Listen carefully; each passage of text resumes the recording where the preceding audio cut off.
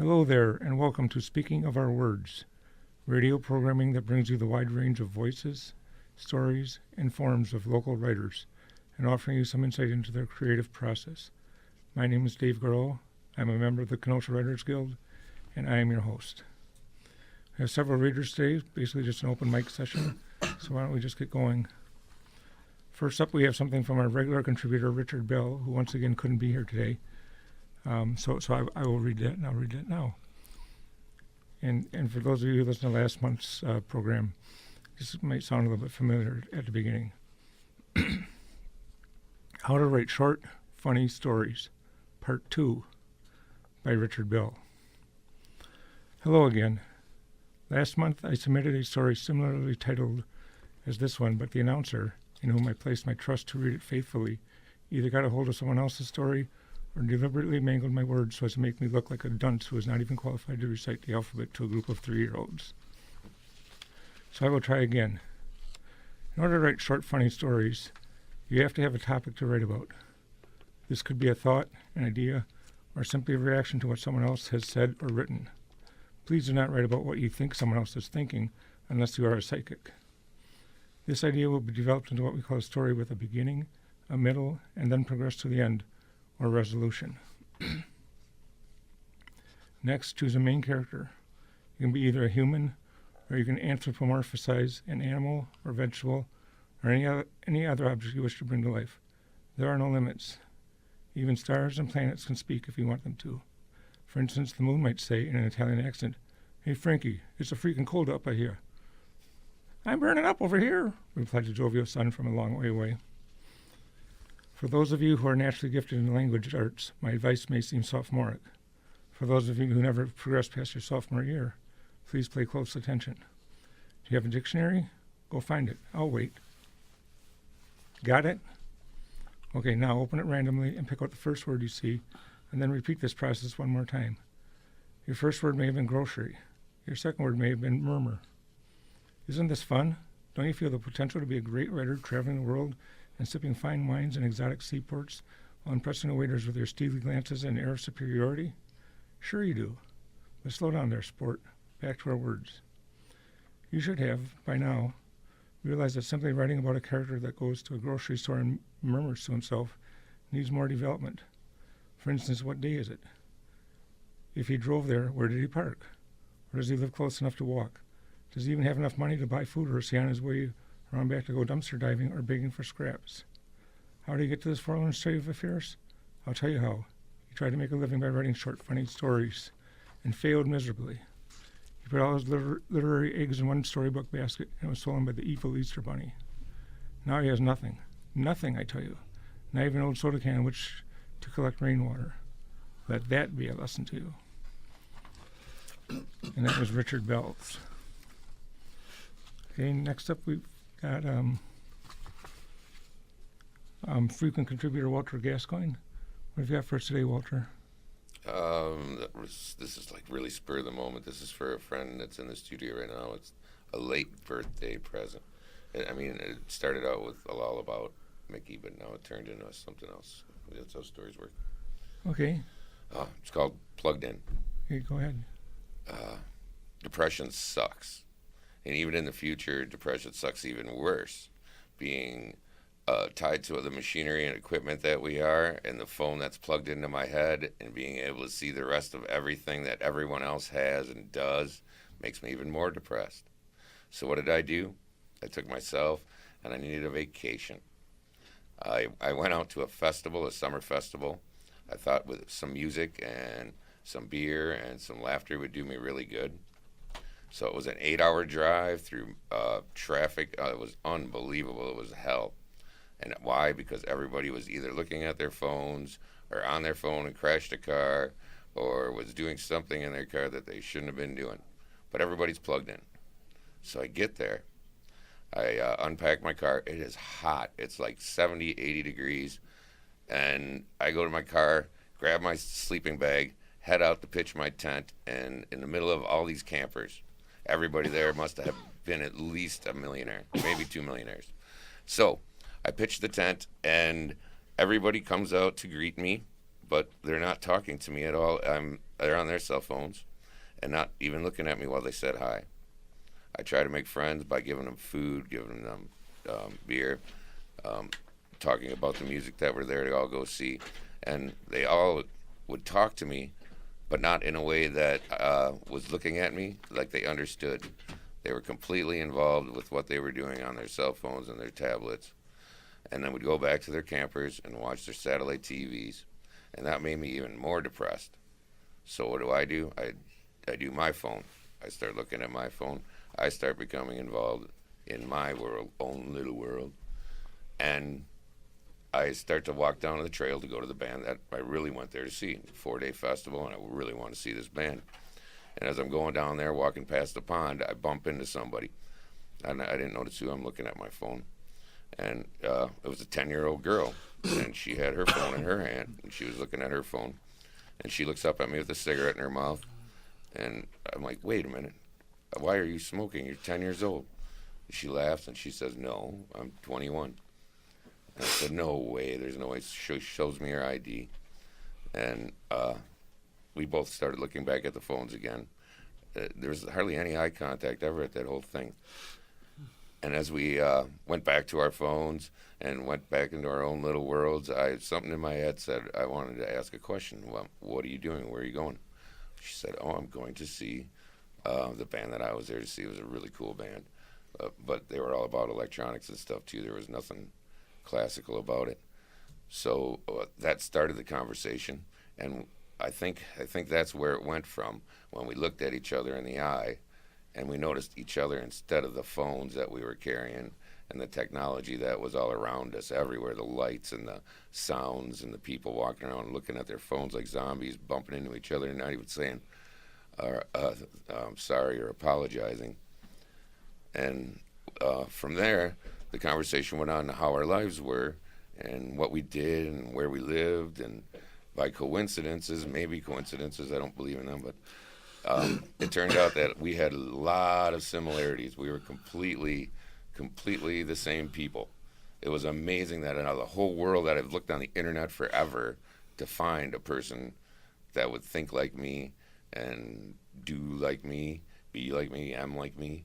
And I find her in the middle of all these cell phones and communication and technology. And we started talking. We had a conversation. I think we missed the band. And there was another little tiny band that was playing on the side, a banjo and a washboard. And we looked at each other, said, hell yeah, threw the phones right into the pond, walked over to the washboard and the banjo, and it's been great from ever then. Thank you. Well, thanks, Walter. It's an interesting world, like you said. We're all plugged in, aren't we? Yeah, definitely. One way or another. I like the comparison to zombies. Thanks. Maybe that explains why they're so popular on television and everywhere. Well, thank you, Walter. I like the gratuitous throwing of the phones in the pond. Yeah. That's really where I started the story. I started at the end with the phones going in the pond. Then I got the rest came out of that. Very good. Thank you, Walter. That was Walter Gascoigne, and you're listening to Speaking of Our Words. Next up, we have some poetry from Marshall Smith, right? Yes. Okay. Go ahead, Walter. Or Marshall, sorry about that. I have 3 poems, and the first one is called 16 Lines for Catherine, our 16th anniversary. You grow your hair longer these days, thick, black, beautiful hair. It hangs loosely cropped to your shoulders, a black curtain across a white stage. Many years it was short, and before that it was longer, and before that I did not know you. Was there a time I did not know you? 16 years now, your warm brown eyes soften like chocolate, and light swims in their surfaces. Some days there is more light, some days less. Always there is light. I will go out in my car today, drive through a city of broken men. When I come home, you will be there. This is the truest thing I know.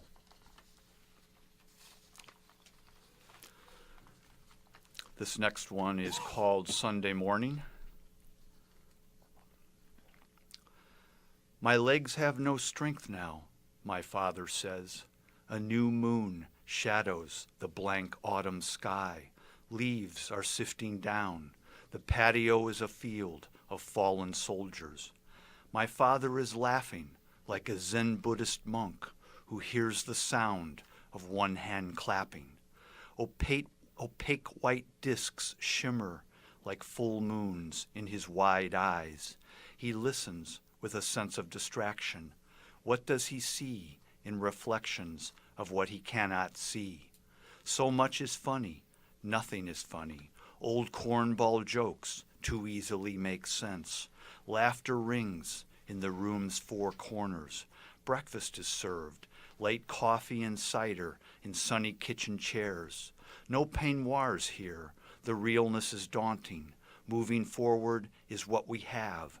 We come to this place, each of us alone, knowing the new moon is new, its full heavy weight yet to come. We are almost always there at the beginning of something new. And this last one is called Cairo Hotel for Dr. Ahmed Abdel Salam. Sitting by the Nile, a listless cloudy day, wind stirring in the leaves, my terrace plants shiver as the call to prayer echoes in the streets below. So little of what we do matters, so little of what we think true is. The imam's voice cries, sings, and broadcasts through our neighborhood. Does he cry out for justice among men? It's a language I don't understand. Carefully, we listen to our world. Carefully, we collect the clues. I am lost in Cairo. I will eat my lunch of almonds and dried figs, sip my green tea, waiting for the sun to go down. There is nothing I need.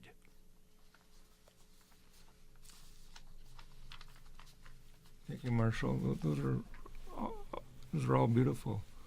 Particularly the first one, the 16. What was the name of it? 16. 16 lines? Yeah, that was lovely. I like all three of them. That one particularly. Is that iambic pentameter?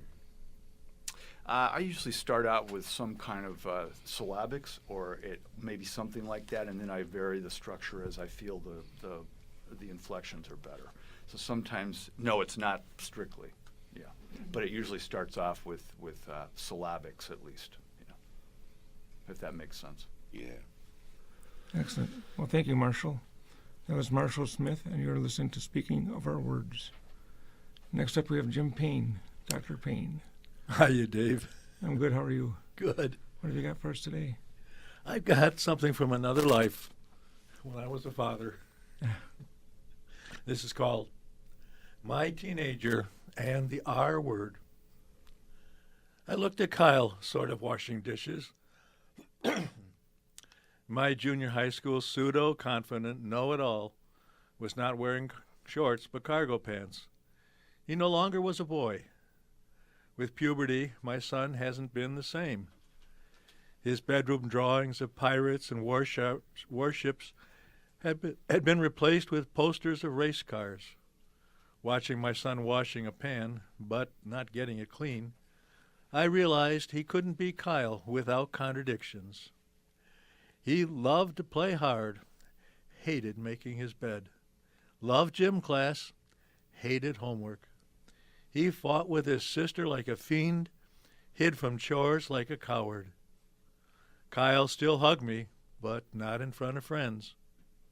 He loved to sleep with his dog, but not give him a bath. The complicated action, he could twist and thrust and charge with a Wii controller to imitate complicated action, but couldn't operate a vacuum cleaner. My son could be pushed to do chores, slave laborers, as he called them. But he wasn't willing to add to his tasks, like taking the responsibility. He could spell the word, but would he use it? For me, responsibility was very important, but I was starting to wonder if I could teach Kyle to be dependable about doing his chores. Responsibility certainly was a father's word. Would it become my son's word? That afternoon, my sister Joellen was coming in for a visit, and Kyle insisted on riding with me to the airport. After buckling up in our seat belts, we were locked in together and began our taxi mission to the airport. I glanced at his hands, expecting to see them wrapped around a game box, but they were empty. That was odd. When we were stuck at a red light, Kyle leaned over and in a loud voice questioned, "Dad, don't we do humongous tasks while Mom is in traction?" I was aware of the extra duties while Jane was recovering nicely, but I was doing more too, and answered with a stern, "Yes, Kyle, you and Allison are doing and helping out a lot, and Mom and I are grateful." Kyle just continued like I hadn't spoken. "But we do so much. I even put away my clothes." "You did, but I had to tell you 3 times to do it." "I did it. Isn't that what counts? You know I did." When the red light turned green, I drove on and didn't speak. Kyle just waited for another red light and continued, "Dad, didn't I put my dirty clothes down the laundry chute?" "Kyle, that's no big deal. I had to do the laundry." "Yes, but wasn't I a big help?" "Kyle, why are you telling me this?" He went quiet for a moment, like a motivational speaker referring to his notes. Then Kyle went on with his soliloquy. "Dad, we kids are really helping around the house. I mean, we do so much. Sometimes I don't have time to do homework. Aren't you glad we help out so much?" "Kyle, come on. What's on your mind? You're angling for something, and I don't know what it is." "Dad, don't we do humongous tasks while Mom is recovering? Don't we take meals up to her?" "You said that, and I told you yes." Kyle continued hinting at something he wanted me to realize. I was learning a teenager's thinking is no clearer than a fog.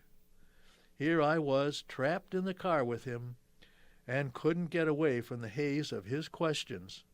I couldn't even focus on them. Oh, Lord, was I catching it from him? "Dad, haven't Allison and I taken over a lot of work for Mom while she was laid up?" "Yes, you have." "Dad, didn't I wash the car last month?" "Yes, but you only washed the front." No pause, as if I hadn't spoken. "Are you proud of my grades at school, aren't you?" "Kyle, you're getting better grades since we got you the tutor for reading." No pause. "I'm a man now. I don't need to buy things. I need to buy things." Then came the surprise. "Dad, you see, you should give Allison and me an allowance." Shocked, but not so much I couldn't say, "Kyle, your Mom and I don't get paid an allowance for all we do around the house for the family, and we don't give you one for contributing your part." "But, Dad, shouldn't we get an allowance? I mean, shouldn't you pay us for what we do?" "Kyle, are you listening to me?" "What do you think I'm doing? I don't need a hearing aid." "Well, right now, I don't think you are listening to me." "I'm always listening." We were at least 10 minutes from the airport, and I didn't know if I could last that long with Kyle lobbying me. My patience was being waterboarded by his rapt refrains. Because he wouldn't give up, I knew I didn't dare ask how much of an allowance without surrendering to his relentless request. I had to find another tactic to counter his crusade for an allowance. Every so often, there'd be a break in the clouds, and I look up to see clear blue sky. Suddenly, I had a stroke of genius to be able to satisfy Kyle's request. "Kyle, tell you what, I'll give you an allowance." Immediately his smile spread across his face like a warrior standing over fallen prey. I swear he licked his lips. He was staring intently at me, but silent, so I pressed on. "Kyle, you and Allison do a lot around the home, so Mom and I will give both of you a $5 a week allowance, and you won't have to do any extra tasks, just what you're doing now." Kyle was grinning like he was in first place driving a Ferrari across the finish line. Then I added my stroke of genius. "Son, all you have to do is take the responsibility for doing your assigned tasks. That means I don't have to remind you. Look, taking responsibility is no big deal. So what do you think?" I had just given my son a tremendous opportunity to begin a new way of life, and now I prayed more than I did when he was born. Holding the steering wheel tightly, I anxiously waited to hear his reaction. Kyle leaned back in his seat. No words, just breathing. His body gave no clues. The passenger stayed silent. Then Kyle lowered his head and turned to look out the window. It became a silence so deafening I didn't hear the jet roaring overhead. From his squeezed fists, I knew he had a reaction, but his words remained sealed behind his lips.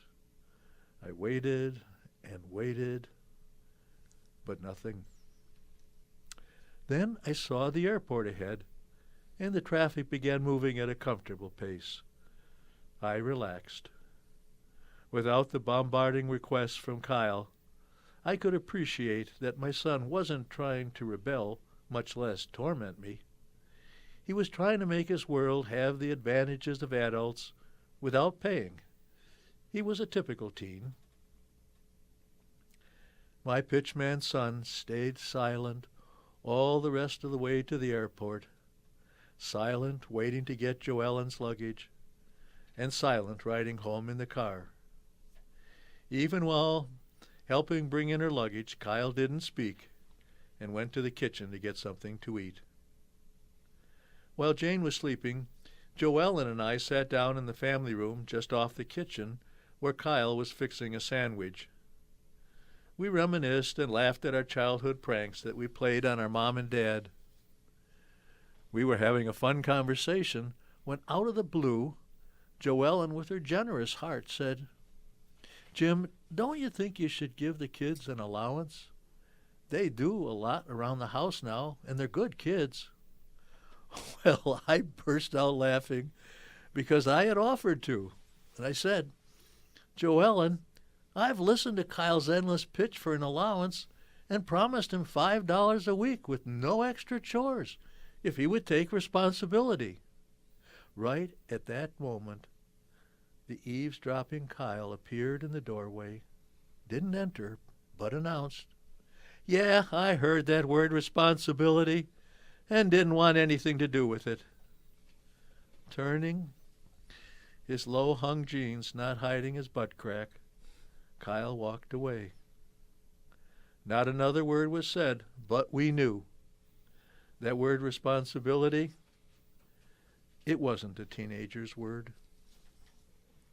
Very good, Jim. Made me flash back to when my kids were still at home. Brings back memories, Yeah, doesn't it? I think we've all had that conversation at some point or other. Oh, yes, and their wonderful teenage logic. Yeah. Well, thank you very much. That was Jim Payne, and you're listening to Speaking of Our Words. Okay, you're listening to Speaking of Our Words. Next up, we have Bob Katzman. Bob, how are you today? Pretty good, pretty good. Good. I got lost coming here. I'm blocks away from you, but I'm here. Just the exit of it, all right. I get lost in Kenosha, too many Okay. streets. Okay, so what have you got for us today? Well, I don't normally write fantasy, especially, well, anyway. I normally write poetry and short stories, and they're about things that have actually happened. And this is something surreal, so I thought I'd bring it. Oh, great. All right, and Okay. hope people find it interesting. To the extent people want to believe it, it's true. Okay? Very good. It's called Detached in Shabby Town. Wife of decades, tell me I live in the past. I smile, tell her that things were cheaper then. Better to make simple jokes than deal with unresolvable reality. Because there is a past with many doors, some better locked, moments, images playing in endless loops. Because there was pain back then, many places back then, and there had to be a place to escape.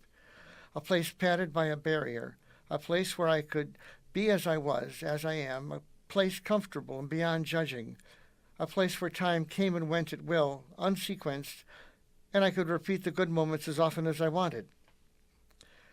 But the price of admission was I could never edit out the bad times. I could never stop the random intrusion into an ever-moving now. As the past times exceed the time remaining, and the knowledge of what to do in so many circumstances, what to say, what not to say, when to hold someone, when to kiss someone, when to punch someone with harm intended, when to seek to wreak havoc, and when to offer serenity. There is an exhaustion within Shabby Town, an endless cycle of been there, done that, and why bother again now? Because being within Shabby Town is to glimpse the length of eternity, diminishing to insignificance the drama of a moment in time, an awareness of the permanence of dusty status, and a vast understanding of people, ordinary people. A man gets older, increasingly awaking in pain, with no memory of any reason for it, a desire to tie up loose ends, even if there are no witnesses to gain satisfaction from it, save one. A battle to choose between safely reading books and the exciting acts of others. Somewhere in time, we're continuing to create your own history, even though your powers fade and your myth of invincibility has long since evaporated. Living a long time is to continually attempt to remember the reason to do anything. Here's a glimpse into the first appearance of Shabby Town in my life, why I had to go there, how it remained open and ready as a refuge from reality, and then, without really knowing how it happened, creating a way to get there. Because if I needed to visit Shabby Town, I usually needed it right away, and transforming the moment of the present to a suddenly summoned moment of a certain day and time to that forlorn but stable second home became blissing out. October 1960, living in a perpetually violent Chicago home, normal, not the exception, with a father on the road somewhere and an older sister fleeing to her tight clump of Jewish girlfriends whenever normal seemed imminent. Reasons for actions aren't what this is about. This is merely a series of unusually violent or romantic stories. To me, it's more about coping, metamorphosizing from one stage into another after something dangerous or otherwise happened. In October 1960, I was trapped in a small second-floor bathroom with my enraged mother. Hard tile, floor, no escape from her clenching, grasping grip on me, except when I pulled free because of our slippery sweat. She sat on the floor, 150 pounds of her, and not fat. A strong woman with two personalities who was muscular from lifting and moving couches and heavy rolls of carpeting in her decorating showroom. I was 10, thin, about 60 pounds, small for my age, but quick and wiry. I tried and tried to pull the glass doorknob of the bathroom open to escape her, but she blocked it, and all I could feel was the cool air rush in through the inches it was open. She was immovable. After an hour of battling her in the tiny space, for the first time I clearly realized the price of escaping fury. To get out of that room full of a white toilet, a white sink, and a white tub, objects too much like rock to bounce off of anymore, hell was white, and I was in it. I scampered inside of the tub, then stood still in the center of it, trying to brace myself, pleading with her to stop beating me, then reality crystallizing me for in a way it never had before. I knew the only way out was to surrender to her. Never happened before. I always fought back, no matter how many times she hit me with fists, belt buckles, metal garbage cans, and clawing my skin with her sharp nails. Something awful was happening inside of me. I was giving up. I was lost in the shock of having no choice but to let her do as she wished. Like a vitality within me just lay down and died. She saw I wasn't resisting any longer and silently waiting for her. Slowly lifting her short hard self off of the floor, she faced me, her face a mask of rage, and she began punching my face, slapping my body, pummeling me over and over and over. As I stood there with my thin arms limply hanging by my sides, letting her do it, that's when Shabbytown invited me in. It wasn't called Shabbytown yet. I had no idea what it was. I was 10. A sort of entrance, a place with no walls, no form, no sound, and no else in there. No one else in there. Okay. Safe? In a kind of trance that I couldn't comprehend, I flowed into it, a transparent flowing womb, not hot or cold or solid or wet or dangerous. Inside, I felt nothing, but that meant escaping pain too. I wanted to stay there. I don't remember leaving that insulated cell. I do remember awaking from being unconscious on the floor of the tub and alone in the bathroom. The light was off. It was dark. Through the one window I saw it was night, but the door to the bathroom was open and I could leave. Try to leave. My body was red from punch marks, crisscrossed with scratches, my stinging face covered with snot and tears, long brown hair plastered over my dark Mediterranean eyes. Wanting to leave, willing to leave wasn't enough. Freedom doesn't work unless you are able to move, to seize it. After a time, I crawled over the edge of the tub, sat on the floor, pulled myself up by holding onto the edge of the white sink, and looked into the mirror. Turned the light on, stared, turned the light off. I was hideous. That was the first time that mysterious place to escape to when every other exit was closed to me appeared in my life. But I was different now. I let her hit me. I didn't defend myself. I didn't resist. I was still 10 years old, but not the same boy anymore. It wasn't the first time I began to learn how to trade terror for tranquility. Once an ability like that is acquired, a boy doesn't want to let go of it. Late in life, on a cold, windy, meditative pre-sunrise morning in Wisconsin, I gather all the paper garbage from a corner in my kitchen and dump it into my hulking backyard fireplace. More icon than utilitarian to me, a lonely Jew in a Christian state, unlike Abraham, I built a godless altar by hand to momentarily warm old skin, sometimes take me to better times, sometimes just to heat my bones. After I ignite the crumpled trash, I watch the tiny flames grab the chance and leap, the morning wind swirling about, feeding it air, making it grow. I stand too close to it in the darkness and stare into the snarling flames, inviting my imagination to take over, suspending the reality of inert stone. I think that the fireplace's massive maw, 7 feet across, is eagerly smacking its heavy brick lips together, whispering to me just above the fire's roar, "More!" And sometimes in moments like that, far enough gone that I was capable of believing that an inanimate creation could demand that I serve it, I think about when Shabbytown first became named that by me, and why. About when that first happened, and I think about large noses too. I may have wished to revisit better times, and yeah, there were much better times, but the bad times always seemed to have sharper elbows. Hey, good times, just step aside. Sometime in 1962, after yet another note was sent home to my parents about how badly I was dressed, shirt tails hanging out, hair uncombed, dark, garish-colored shirts with black pants, or some other combination that again antagonized my stiff, tiny-minded sixth-grade teacher. Both my mother and older sister sat me down in our kitchen's nook, coldly expressing their disgust with my indifference to my appearance, how it made my parents look, how embarrassing it was to Bonnie when my teacher summoned her from her 8th grade classroom, what madness, to inquire why, perfectly dressed as she was and her hair was sprayed into dark brown curved plaster. Why was it that her wild younger brother Bobby was such a pigsty? The 12-year-olds in the front seat snickered.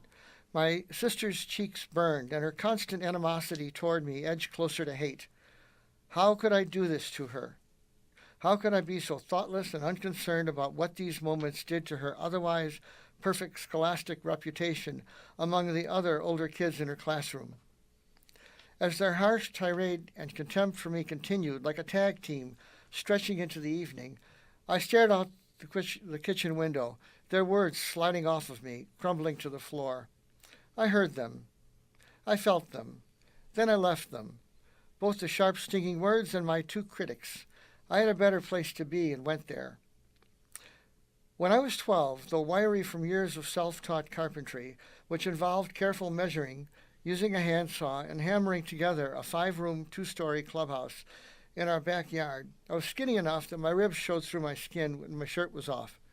When I was working and assembling that private space, I didn't like to go swimming and have other people talk about my body. No amount of labor seemed to make my very real muscles change, meaning improve, my starving post-war child in Europe appearance. But that alone was not enough to make me want to isolate myself from other people. I had this unusually noticeable nose, or rather, it had me. Large, like some evil Nazi caricature of a Jew, except so unusual that even the Jewish kids in my public school mocked me. I resembled no other person in my family. My mother talked about the mystery of my face constantly, always in front of me. I had a deep venom seething inside of me for those who treated me as someone to mock, to make me appear ridiculous, to laugh at me. So 2 things happened. I dressed in loose clothing, as dark as possible, to make me feel like I was disappearing in public, to make me feel invisible. I left my shirt tails hanging out to make me seem less scrawny than I was when my shirt was tucked in and tightly held in place with a leather belt. But nothing worked. My nose was a beacon inviting laughter and hazing, so I chose to rebel against this mean existence, but only toward boys. Why only boys? Girls thought I was a riot too. When my father, Israel, was home from his ongoing attempts to make a living as a traveling furniture salesman in Indiana, and perhaps to keep as far away from my mother as possible, he and I went for long walks at night, sometimes for miles. He and I looked very different. He was tall, broad-shouldered, had muscled arms from playing all kinds of sports, and had a face that commanded respect. He was a World War II vet serving under General Douglas MacArthur for 3.5 years in the Pacific Theater as a Signal Corps instructor and sergeant when that powerful general was leapfrogging from island to island fighting the Japanese and steadily battling the American Army toward the invading Japan. I saw my father as a tough guy from the immigrant gangs of the west side of Chicago, and meeting his many Army vet friends confirmed the reality of his war stories to me. How tough? He was wounded with shrapnel from a Japanese aerial bombing while stationed in the South Pacific and primitive New Guinea, working in an unprotected canvas-colored truck and sending essential information to America and its allies. After slowly crawling over to a field medic who told him his several wounds were his ticket out of the war and he could be shipped home, he weighed the unexpected but normally prized offer to exit endless war and go home. But only for just a moment. Then he refused to pursue that offered chance and asked to be quickly patched up and sent back to, in his view of his role in the war, his essential communication responsibility. He told me that he considered it cowardly and disloyal to abandon his GI friends, the 13 other Jews from his West Side gang, who all signed up together on St. Patrick's Day, March 17, 1942. Maybe after the war, he just couldn't find the way to make a buck. Maybe my violent Galicianer career mother was a mystery to him and beyond his Litvak understanding. Culturally different areas in Eastern Europe. My mother's parents were from commercially minded Eastern Poland, and my father's from intellectually world famous among Jews because there were Lithuania, because there were so many yeshivas centered there. Regardless, he was a hero to me. There are no more yeshivas in Lithuania. The Nazis destroyed all of them. But he wouldn't hit a woman, something left over from the gang fights among the Poles, Irish, and Jews in the 20s and 30s, repeatedly drilled into me the same absolute edict, never hit a girl, a universal understanding among all the guys from those ragged tenements that girls were off limits, period. But the men, they were a different story. I pleaded with my father to teach me how to fight, to stop the laughter, the ridicule, the agony of being an object of pointing and staring. I explained why through my tears, that it was obvious to him as it was to all others, except my father never spoke about my face, about my nose. He agreed to help me, to teach me how to hit, where to hit, also when to stop hitting. My father's life seemed to be bound by rigid tribal rules of honorable gang-related behavior created by the American children of the immigrants to bring sanity to insurrection. So I began to dream of hitting the boys who laughed at me, but always with a warning to stop laughing first, as my father instructed me. I had the hard muscle from constant running and my solitary carpentry, but not the actual know-how of wrestling and boxing, and essentially exactly where to slam my hard left fist to end a fight going against me. He slowly, patiently gave me that dangerous capability. Except there was something else. I didn't look dangerous. I wasn't physically imposing. A quietly spoken threat from apparently scrawny me could logically seem to be something easily and safely ignored to my opponent.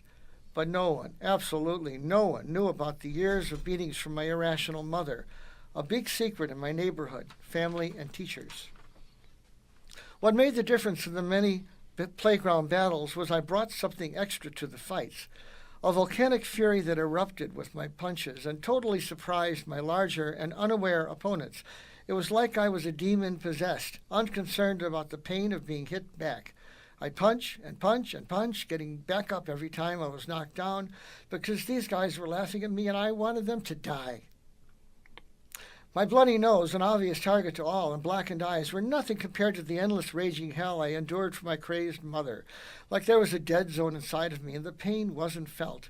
I never hit a guy on the ground, but kept hitting him until he stayed down and quit, even though no one else felt forbidden to do that. They evidently didn't know the rules, these grandchildren of the immigrants. Wow, that was very powerful, Bob. Thank you. Talk about your cycle of violence. Oh, this is 3 pages. There's a dozen so far. Yeah, jeez. I'm so sorry you had to endure that. Yep. Well, you know, I don't think you're made a writer. I think you become a writer because you have something you need to say. And not if this happens to be things I don't normally talk about, but if you're lucky, after all this, you remain sane, you can fall in love. You can see what's funny. But it's never complete. Mm-hmm. It's like, here's happiness, and I get about here. So there's damage. But out of that I write, and other people maybe can vicariously experience something traumatic, and in this case, the creation of a fantasy place to retreat to. Very good, very powerful. Thank you. Thanks for listening. That was Bob Katzman, and you are listening to Speaking of Our Words. You are listening to Speaking of Our Words. Next up, we have Troy McDonald. Hi, Troy. Hey, how are you doing? Good. What have you got for us today? Well, this is a story about, I'm a huge wrestling fan, WWE fan. I've read a couple stories about that before. And this is a story about one man's incredible risk to his body to save the WWE. Oh, great. How far would you go to cement your legacy, to save something or someone you believe in, if one crazy moment in time could change your life forever? Would it be worth it? In 1998, World Wrestling Entertainment Hall of Famer Mick Foley encountered those same questions, and he answered the call in one of the most shocking moments of all time. Foley's life and the WWE would never be the same again. Mick Foley was born in New York in June of 1965. He loved the wrestling business. His hero was the late Jimmy Superfly Snuka. Snuka would jump off 15-foot-high steel cages and crush his opponents in an act of complete desperation. In an act of complete desperation, a 16-year-old Mick hitchhiked to Madison Square Garden in New York to see his hero. There he watched Snuka jump off the cage onto Don Morocco. From that moment on, Foley was determined to become a WWE wrestler. Soon after, Foley began training at a local wrestling school. He wasn't a stallion by any means. At 6'2" and a tubby 400 pounds, he wasn't considered a potential star. He continued anyways, landing in different wrestling organizations, learning his craft. During that time, Foley gained a reputation. Foley would do things to his body that concerned other wrestlers. The storylines in wrestling are scripted, but the body damage is real. In the past 2 decades alone, more than 65 wrestlers have committed suicide or had drug-related deaths, including Chris Benoit, who killed his son and wife after dealing with addiction issues. Mick would jump and land on concrete, neck first and face first. He would bring in weapons such as baseball bats wrapped in barbed wire. In some instances, he would even bring in thumbtacks. Thumbtacks would pierce his skin. Tiny silver and blood-stained clothing caused thousands of fans worldwide to take notice. Wrestlers would tell him to slow his roll. He ignored them. WWE took notice. In 1996, Foley was hired.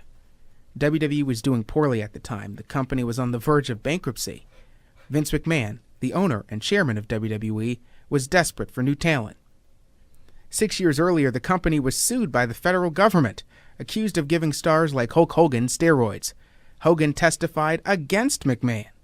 The WWE survived, but Hogan's and others left to a competing national organization called World Championship Wrestling, which was owned by billionaire Ted Turner. The loss was devastating for McMahon's WWE. Overnight, it became a second-rate product. Hogan at the time was the biggest name in the business. Mick Foley was a 2-1 talent when he was signed. I'm kind of skipping through because of time constraints. Mick Foley was one of the guys tasked with helping McMahon win the war against the newly founded WCW. Mick Foley was a 2-1 talent. Because of his size, no one would believe he was on steroids. And 2, he seemed to be a glutton for punishment. McMahon wouldn't be able to pay talent at some points. Some talent went without paychecks for weeks. WCW had acquired McMahon's former stars and was starting to gain momentum. It was simple. If Hogan was on WCW, WCW must be the big program. Vince McMahon had to retool. In addition to hiring Foley, McMahon scoured the nation and hired several other talents, such as Stone Cold Steve Austin, Triple H, The Undertaker, and The Rock. These 5 men would serve as the nucleus for McMahon's turnaround plan. In 1997, McMahon announced on his flagship show that the days of cartoon characters were over. He ushered in the Attitude Era. The Attitude Era programming style helped WWE start to regain viewers. Chair shots, tables, weapons, and blood were used on a weekly occurrence. Because we'll skip that. Foley was the perfect man for this transition. Foley would get beat with chairs every week. Foley would land headfirst on concrete. Fans cheered louder and louder each week. Fans were eating it up. Around this time, Mick Foley started to walk with a limp. But business was starting to turn. Arenas were starting to fill up again, thanks in large part to Foley. He couldn't stop now. To draw new fans, WWE had to create new types of matches. The newest invention was Hell in a Cell. It was a steel cage with a top on it, 25 feet tall. No one had ever seen anything like it. Chain link fence from the floor to 25 feet in the air with the top. Foley knew this was a big deal. He racked his brain for weeks about what he could do to make this new Hell in a Cell match must-see and unforgettable. Mick Foley called his friend and current wrestler Terry Funk for advice. Terry suggested starting the match on top of the cell. Foley asked himself and Terry a question that would change his life forever. What if The Undertaker threw you off the top of the cell?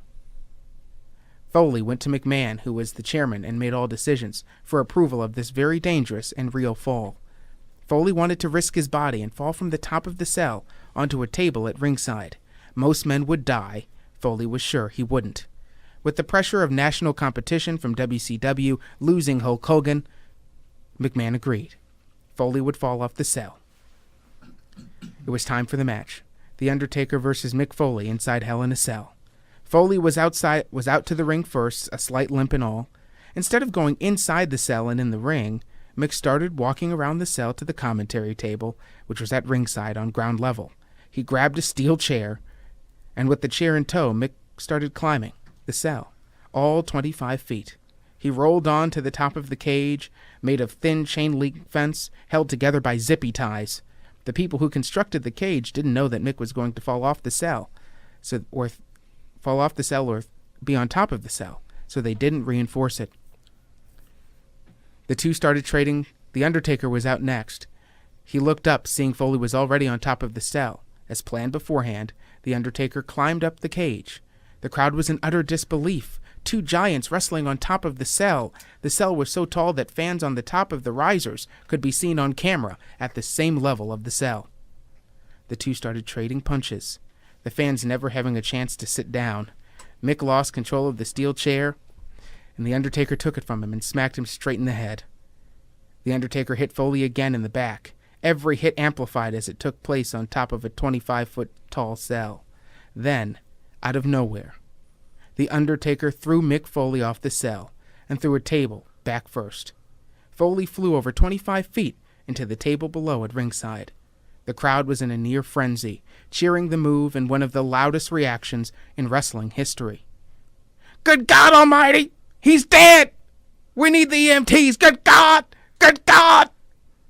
The commentator, Jim Ross, screamed into the microphone. The WWE production team replayed the fall 5 times in a row. Mick was concussed, loopy, and had over a dozen injuries, including a bruised kidney and internal bleeding. Jim Ross later said in interviews that he truly thought Mick had died on the air. "How could someone get up from that?" he exclaimed. The match stopped.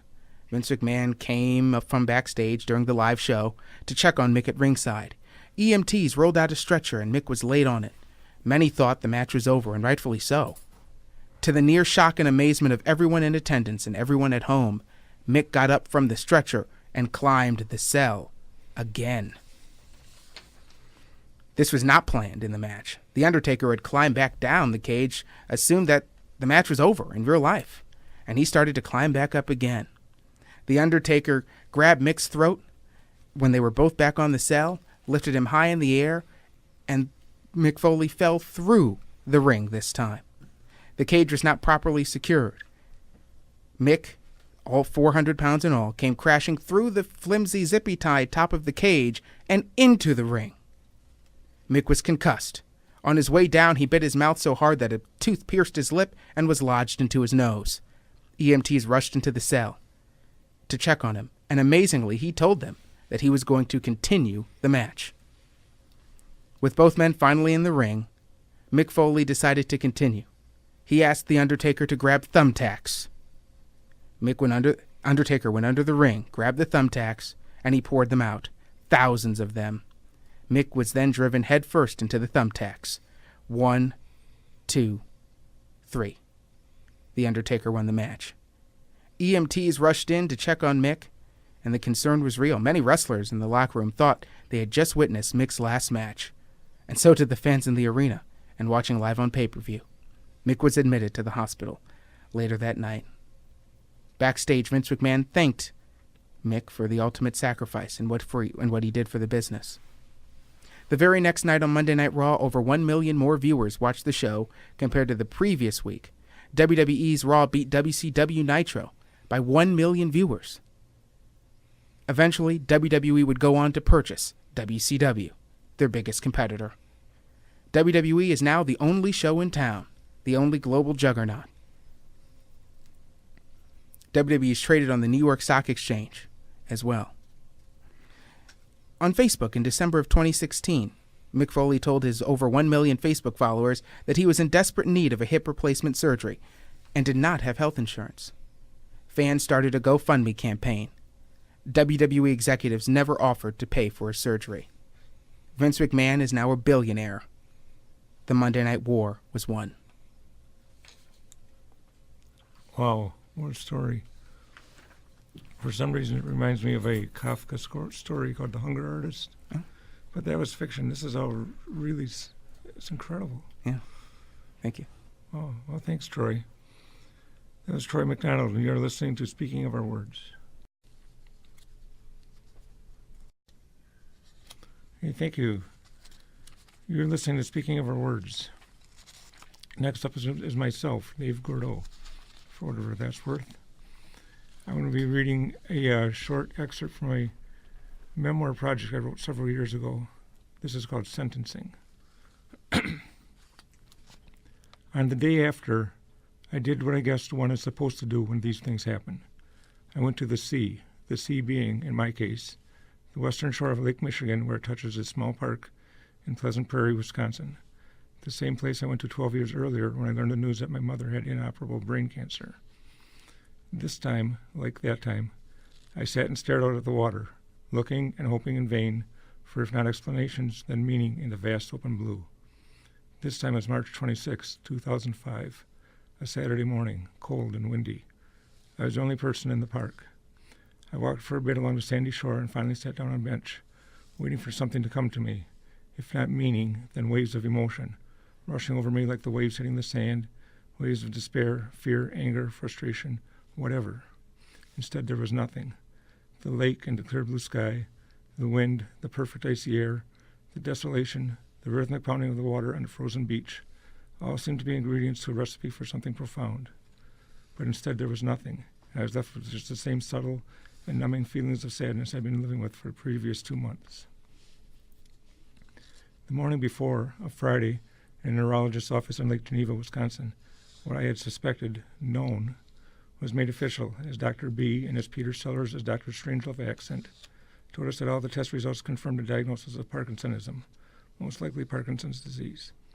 It was one of those dreamlike moments where time seemed held suspended and left the words hanging motionless in the air, without impact, without surprise, without meaning, as I looked around the room at the blood pressure instruments, the mirrors, the exam table, Dr. B in his white lab coat, seated across the room and to my left, and finally to my right, where my wife sat, tears silently streaming down her face. This took me by complete surprise. And still in that split moment, where everything had slowed down and was seemingly standing still, I asked myself, why is she crying? And then time kicked back into gear, rushing forward and on its way picking up reality as a passenger, shattering the dream trance. And we sat there, the five of us, the neurologist, my wife, time, reality, and myself. I remember saying thank you to Dr. B and shaking his hand. And I'll stop there. So again, you're listening to Speaking of Our Words, and that was our show for this month. I want to thank everybody who read. And first of all, I forgot to ask you, Bob, do you have a website? I should tell the microphone. Okay. You should. I have a website filled with, at this point, 700 stories and poems, and it's called differentslants.com, and that's slant like a slanted roof, one word. And it's free, unfortunately, but take a look. Thank you. Okay. Any other questions? Nope. That was it. I want to thank all of our readers from today, all of our contributors, Richard Bell, Walter Gascoigne, Marshall Smith, Jim Payne, Bob Katzman, Troy McDonald,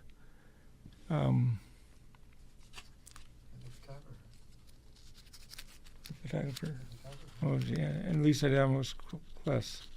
Lisa's here to talk for a moment about the Kenosha Writers Guild, the sponsor of this program. Lisa, how do you want to go about joining the Kenosha Writers Guild? Well, we are a free organization, so we would welcome you to come on down and join us for one of our meetings. We meet every second and third Thursday of the month, and right now we're currently meeting in room 196 of the Strass building at Carthage College, and those are all at 6:30 p.m. So like I said, we would just welcome everyone to come on down and check out a meeting and see how it is. Great. Thank you, Lisa. I want to thank Dave Cole and WGTD, Steve Brown and Anita Hunter, our engineer, who's also a reader, Troy McDonald, and again, the Kenosha Writers Guild. Thank you very much, everybody, for your stories, and this is Dave Gourdoux, and the world needs your stories. We will see you again. Thanks for listening.